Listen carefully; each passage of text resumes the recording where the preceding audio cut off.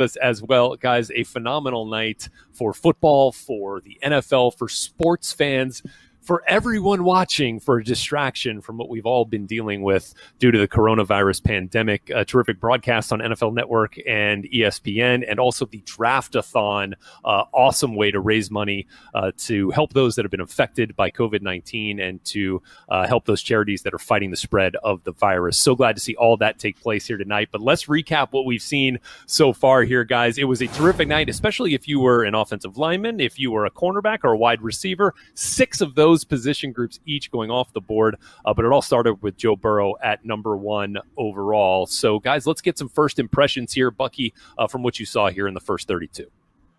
Red, you alluded to it. The guys on the perimeter coming off the board, the wide receivers and the DBs, the cornerbacks in particular.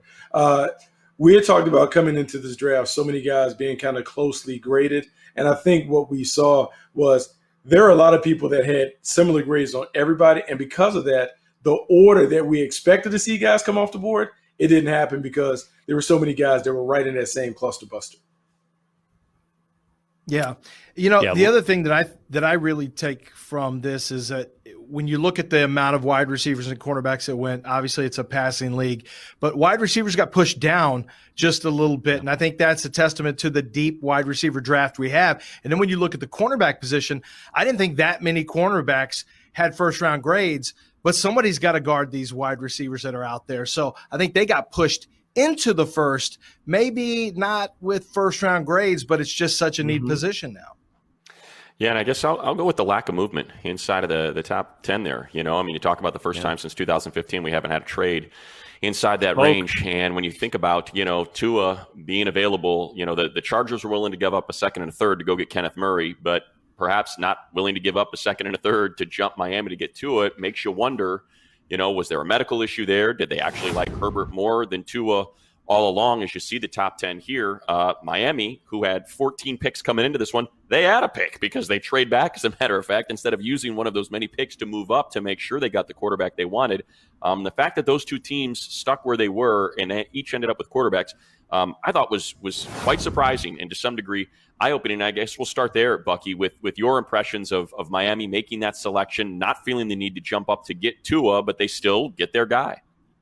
Yeah, I think there was a general sense that the quarterback was going to fall right to them. And I think the Miami Dolphins also were very comfortable if he wasn't there at 5, that they would take a position player. When you really look at the way the board played out, it played out the way that we talked about the talent of the draft being. We said that there were blue chip players at the top of the board that were graded higher than the quarterbacks. And I think what people did is they took the best player available. We didn't see the reaches for the quarterbacks that maybe we anticipated, which is why Tua was available at 5. I'll tell you something else that I think has to be said. The Miami Dolphins did a brilliant job of creating just the right amount of smoke because there was leaks about Tua. They don't love Tua. Herbert's the guy. I mean, they planted that early on because you had all the tank for Tua forever. Everybody thought Miami was on Tua. And then with the hip injury, you had the ability to kind of maneuver around in the draft and say, well, it might be this guy, it might be this guy. And then I thought for sure they were moving up to get a tackle. That story came out there. So the ability to camouflage their interest in Tua by putting out believable smoke, I thought was really a brilliant job by Chris Greer and his staff. I thought they really did a nice job of protecting their 5th pick. Yeah, and that wasn't the only smokescreen. We heard Panthers were willing to get out, that the Lions were willing to get out there at 3, and the Cardinals at 8, and perhaps they were, just didn't get what they wanted to make those moves. And so we saw 3 quarterbacks go in the top 6, as had been many of the mock draft projections leading up to tonight. I think everyone got Joe Burrow to the Bengals, right? If you didn't, something was wrong. But then the order of how those two were going to go, Tua at 5, and then Justin Herbert at 6, as D-Wade is pretty excited to see Tua Tagovailoa go down to South Beach in Miami. So, Bucky, I'll start with you here and your thoughts here with Justin Herbert being the guy for the Chargers at 6, the 3rd quarterback off the board. I love it. I think the pick is perfect for what Anthony Lynn wants to do. Anthony Lynn has talked about in the offseason wanting to get back to the Shanahan system, that stretch, bootleg, zone-based running game. You have to have a mobile quarterback that can do it. And for the longest time when I've looked at Justin Herbert, he reminds me, for whatever reason, a little bit of Drew Lock in terms of his athleticism. It is easy for me to envision Justin Herbert playing in a system where they constantly bring him out the back door on bootlegs, enable him to throw consistently off play action.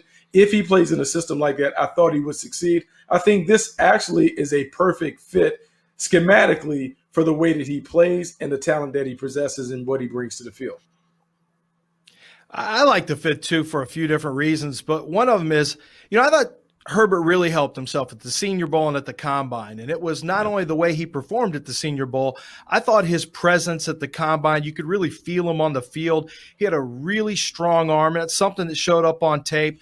There are times on tape where he looks like a really good quarterback, and then there are times where he just looks like an average second rounder. And I think how he develops with better receivers, because you got a couple really nice wide receivers over there, that's going to be the big key in terms of what he becomes as a pro, because he did not have that type of receiving talent, obviously, at Oregon. But Money, I'm not saying that this is clearly not Jarrett Stidham following behind Tom Brady, because that's going to be awfully tough. But he does have to come in, maybe a gap year with Tyrod Taylor there. But Big Philly Rivers, since 2004, has been the face of the Chargers, and he's been a consistent face. And so I think that's a lot to live up to.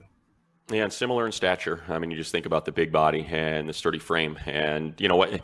My takeaways are, my guess is either Herbert was ahead of Tua the whole time. And for those that live in Southern California, if you've been reading the papers, there have been a lot of calls for, Tua, that's the star you need. That's the sizzle you need in a city like LA, where the Dodgers and the Lakers rule the roost. And this clearly was a Tom Telesco pick, because if you're, Dean or John Spanos, you would imagine you're probably pushing that idea, especially with the strong and very large Polynesian population here in Southern California, knowing what Junior Seau meant to the San Diego Chargers and the popularity you could have cashed in there with Tua. So I think that's number one. Is this very well may have been number one on their board too. Maybe there was a medical issue with their staff, and that's why Tua wasn't the guy. But three, it seemed like everybody, Bucky, you and Lance included, felt like Herbert needed a year. And we have heard repeatedly this offseason from Tom Telesco and Anthony Lynn that they are comfortable going with Tyrod Taylor, not just as a bridge, but as someone they think is going to win football games and get them back into the playoffs, because they certainly have the talent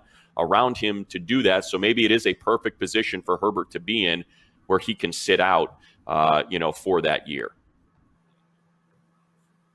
And with that, you think about the next quarterback that ended up going, as I paused to collect my thoughts, because it was a trade up for the Green Bay Packers. And speaking of Jordan Love, it worked out where Rich Eisen was hosting through all the social media channels, of course, the big push for the donations and what we were doing with NFL and NFL Network. And David Bakhtiari happened to be in that sort of chat when that selection was made by the Packers. That's what I'm saying. Hey, let me tell y'all something right now. Look out. Aaron is about to go crazy. Hey, Aaron Rodgers give us trouble every year, man. I know what he's about. On fire. Look, he's already great, just like when he's chilling. But when I've seen him when he gets riled up, which I'm sure, whether you want to call it or not, I mean, even if they draft an offensive tackle, I'd be competition. Yeah, competition. Ooh. I don't even feel like that. I get my hair raised up right now thinking about this. Well, that's some interesting reaction there. Now, we Aaron talked Rodgers about about something. Yeah, shocker, right? I thought this was an interesting reaction. Bucky, I think we had talked about it on Path to the Draft on some mock drafts here, that we thought that, that was a legitimate possibility for the Packers to take Jordan Love at 30, but here they trade up to 26 with the Miami Dolphins to make sure they get Jordan Love. Guys, first off, a reaction on the fit here with Love in Green Bay. And look at TJ Lang, the former Packer. Can he play wide receiver for a few years? How's this going to go over in Green Bay, your old stomping grounds? It's going to be tough. I mean, obviously it's going to be tough whenever you bring in a first-round quarterback, because when you bring in a first-round quarterback, what you're telling the guy, the incumbent, at some point, this guy is going to take over the franchise from you. And so for Aaron Rodgers, who may be known to be a little sensitive, this may be a challenge for him to kind of open Jordan Love, like to kind of welcome him with open arms. But for Jordan Love, I think it's a perfect situation. We talked about he's not ready to play. Well, he gets an opportunity to sit behind Aaron Rodgers and watch how a two-time Super Bowl MVP goes about his business. The trick will be, how does Matt LaFleur develop Jordan Love on the practice field with Aaron Rodgers kind of looking side-eyed at him while he's spending the extra time? It will be a bit of a challenge in that quarterback room, but I think this is a great move for the Green Bay Packers. It's kind of like going to the grocery store. You never want to go to the grocery store when you're hungry, because then you make bad decisions. When you go there when you're kind of full, you're able to really make sensible decisions. I think that's what the Packers did. When I go there, I get pie, and it doesn't matter if I'm hungry or I'm already at my quarantine right now. Yeah. I think the irony right now is that a California kid is coming up now, and he's going to sit for a couple of years behind a guy who's considered the GOAT of the Green Bay Packers organization at quarterback. It's the exact same thing that Aaron Rodgers went through with Brett Favre. And I think what will be interesting is, Bucky, I think you outlined Aaron Rodgers and he's competitive, but maybe a little sensitive. We all know Brett Favre did not respond all that well. He was famously surly about Aaron Rodgers being behind him. And I think it's going to be very interesting to see if Aaron Rodgers has the professionalism to say, you know what, I'm not going to do that. I remember what that was like. I know this is a business. I'm 36 years old. I'm going to treat it a different way. Or if those competitive juices, if he just can't, turn the spigot down just a little bit, and if he just can't contain himself, and he just says, look, this is my job, and I look at him as the competition, and that's the way it is. Yeah, the latter. That's how that's going to work out. It's meet the new boss, same as the old boss, is what happens in Green Bay, which is interesting, right? Yeah. Because Bill Belichick has done this repeatedly to Tom Brady. Arguably the greatest quarterback ever with Jimmy Garoppolo and Jacoby Brissett. They draft quarterbacks, they develop them, and maybe they cash them in to assets down the road. And for, like you said, it's not like Aaron has been healthy. He's starting to get banged up a little bit, Bucky. I know you alluded to it on Path to the Draft, that this is the perfect landing spot for Jordan Love, that it just sets up almost exactly. You got 15 years of Favre, 15 years of Rodgers, and then 15 years of Jordan Love, 45 years of quarterbacking if it works out to perfection. It possibly, if they can pull this off, my goodness, just take your hat off and say, way to go, Packers. 45 Money, years before you move us on here. Yeah. Before you move us on here real quick, Bucky, was it your last mock draft or the previous one where did you have Love going to the Packers at 30? I know I had him going there I feel at like, some point. Yeah, I had him going there. I feel like in the last point. one you changed it, right? Yeah, I think I changed it. I think I put him with New Orleans in the last one, but I think previously I had him with the Green Bay Packers. But how about this? Aaron Rodgers is about to get Alex Smith. He's about to get Alex Smith out of town. What if the Green Bay Packers move on from Aaron Rodgers the way that the San Francisco 49ers moved on from Alex Smith? And then Alex Smith was moved on from again in Kansas City. Man, you talk about poetic justice, bringing it all the way back to how they started. What a draft class. Man, I will, if I may, and understand, I truly, honestly, sincerely mean this when I say it. I have zero emotional connection to the Bears any longer. I've been gone from Chicago for 30 years now. But if they can do, if he can do what Favre did by going to the Vikings, Rodgers goes to the Bears, because Trubisky and Foles, now that is what I will be looking Don't you do that to the poor people in Green Bay. Really write the script. All right, let's get to Next Gen Stats. Yeah. Powered by AWS as we begin our conversation about the wide receivers. First, we get a look here at the 11 through 20, by the way.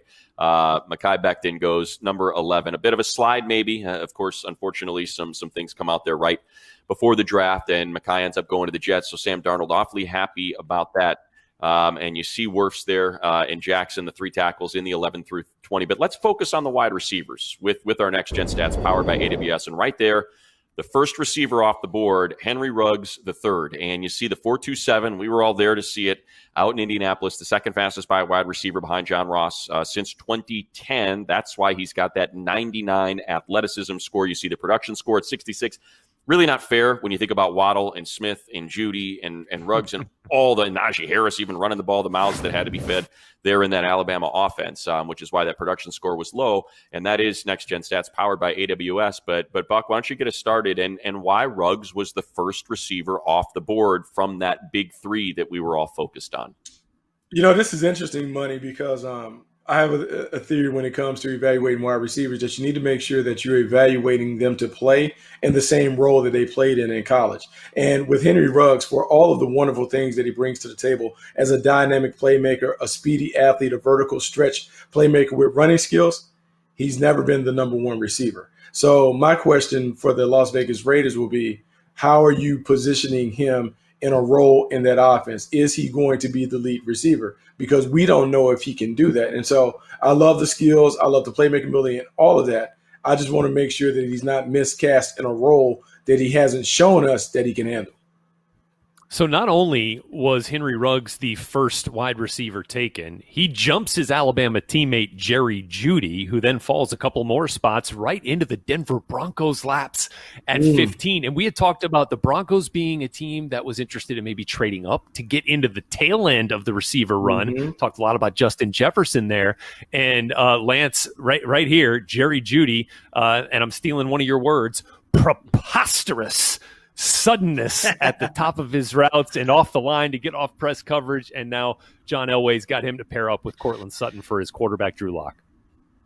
I tell you, this is why I love this pick for them, because you have a ball winner over there at your ex. Okay. So you have that, a big contested catch winner. What you have here is a route runner, and I mean an extreme route runner, a guy who can really snap you off at the top of the route and get open. And for a quarterback like Drew Lock, who's not the most accurate quarterback, I think it's important to open some wider windows from time to time. It's also important to give those types of quarterbacks easier throws underneath. And when you have a route runner like this, he can get open underneath with tight breaks. Now, he also has the speed to challenge you vertically. So if you have a mismatch from the slot, if they can find a mismatch, I think they can mismatch the defense into some real problems with Jerry Jeudy, because he is a slot with speed who also is going to take no prisoners when it comes to his route running underneath. And I think Drew Lock's job just got a whole lot easier. And Bucky, as we go to the third receiver of that trio, it ends up being CeeDee Lamb. A lot of people thought that he was going to be the first one off the board, and we heard that Jerry locked everybody out. He was the one running the draft, and he ends up getting, of course, a skill player that's awfully exciting for the Cowboy fans, right? I mean, a fantastic pick for the Dallas Cowboys. And, the challenge for the Dallas Cowboys was, do I take the best player available or do I go and get a need? And wisely, they went and got the best player available. What I like about CeeDee Lamb, for years, we had Dez Bryant in Dallas. And Dez Bryant was the physical playmaker who did his damage when he got the ball in his hands. Well, when you look at CeeDee Lamb, he is a more complete receiver than Dez Bryant was coming out of school, but he still gives you that juice when he has the ball in his hands. When you envision what this three-receiver package could look like with Amari Cooper on the outside and Michael Gallup on the other side and CeeDee Lamb playing in the slot with Dak Prescott just being able to be a distributor, man, the Dallas Cowboys 11 personnel package is scary with Ezekiel Elliott in the backfield. Yeah, you better believe it. Yeah. We see the Cowboys on the clock again at number 51 overall in the second round. Perhaps that's a spot where they try to find a replacement for Travis Frederick in the interior of that offensive line to keep that a strength. And we'll also have a look when we come back here on NFL Draft tonight, a look at picks 20 through 32, which really got interesting with some trades. We saw a couple more receivers come off the board. We'll also dig into the selections of Chase Young, number 2 overall by the Washington Redskins, and C.J. Henderson at number 9 to the Jacksonville Jaguars. That's all coming up here for you as we continue.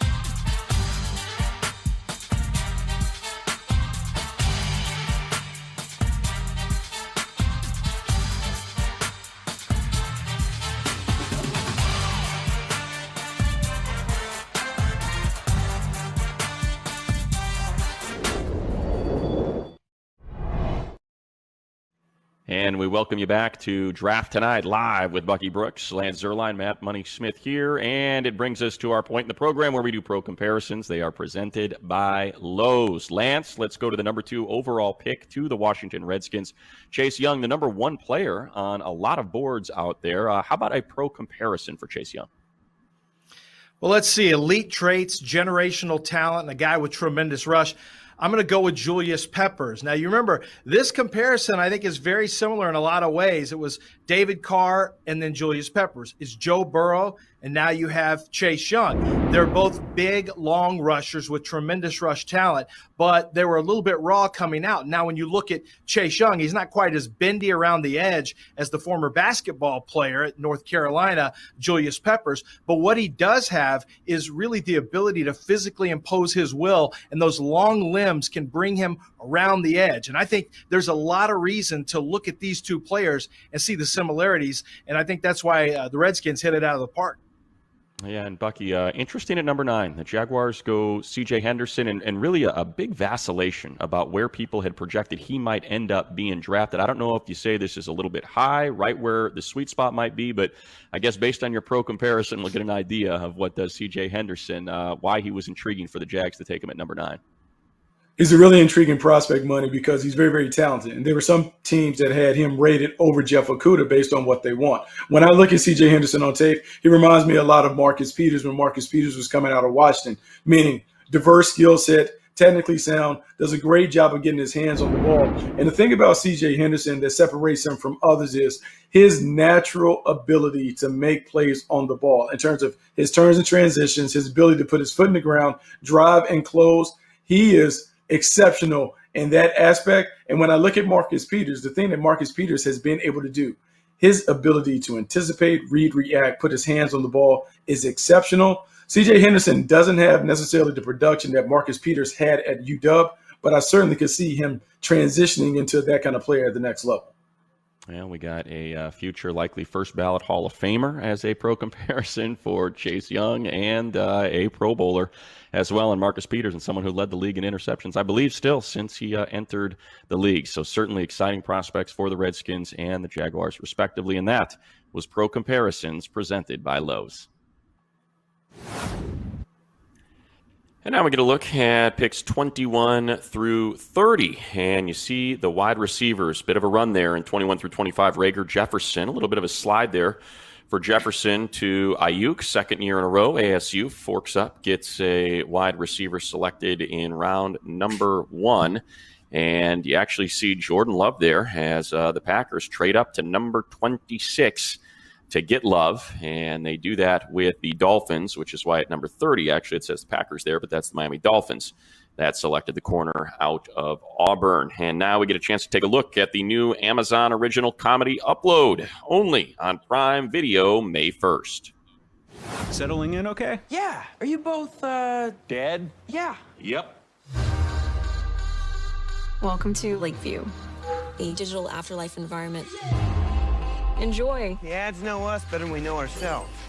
10 signs you're invading someone's personal space. Sorry, bro. So I understand you were in a bad place yesterday. It's only weird if you make it weird.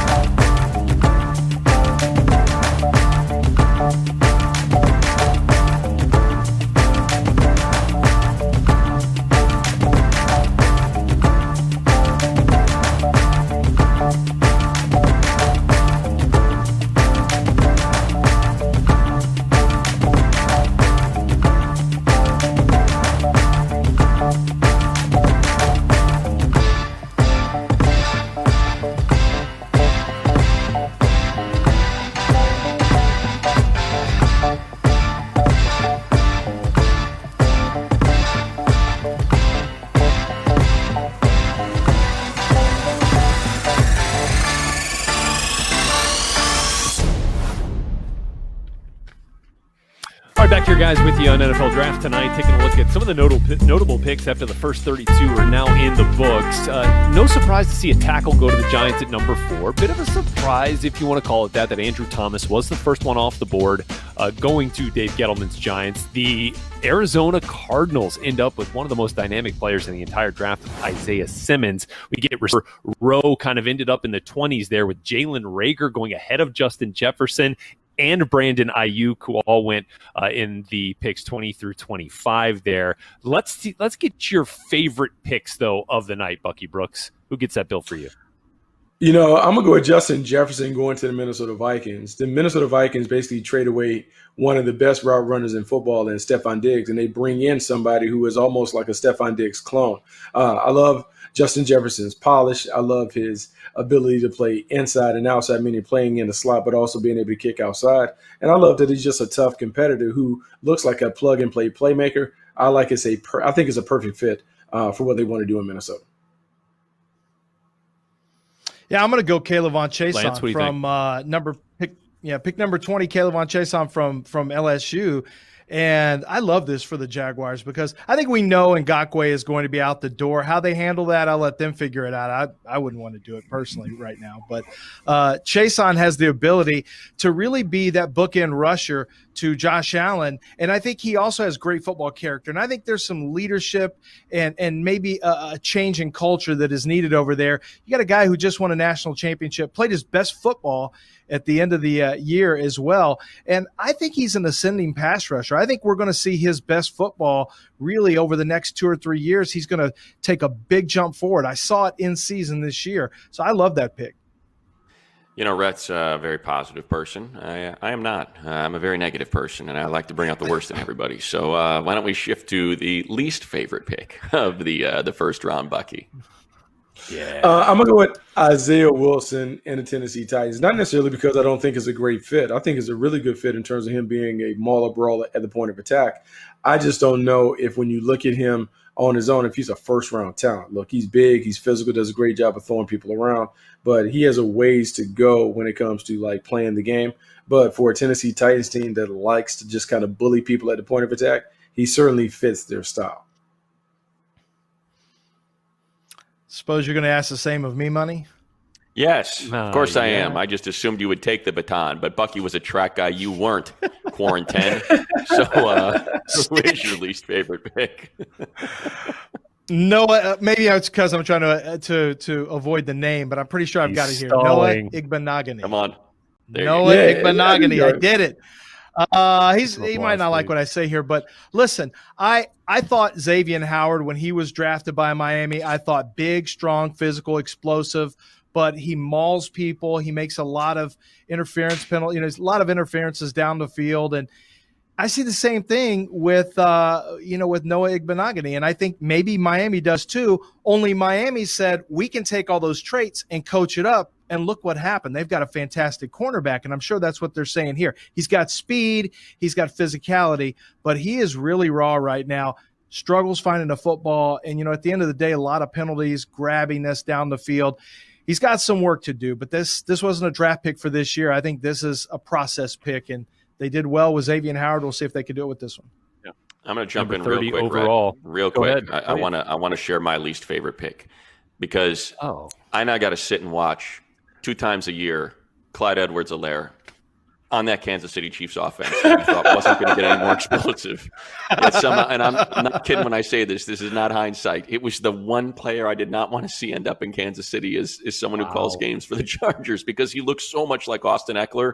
And I know in talking when we're walking around the field to the Kansas City Chiefs personnel, they would not shut up about Eckler. Like, man, that is the one guy we look at and we got no answers for. And he is terrifying when you're walking into a game. And now they have a very similar player, someone that Andy Reid said is better than Brian Westbrook. So that's my least favorite. Yeah.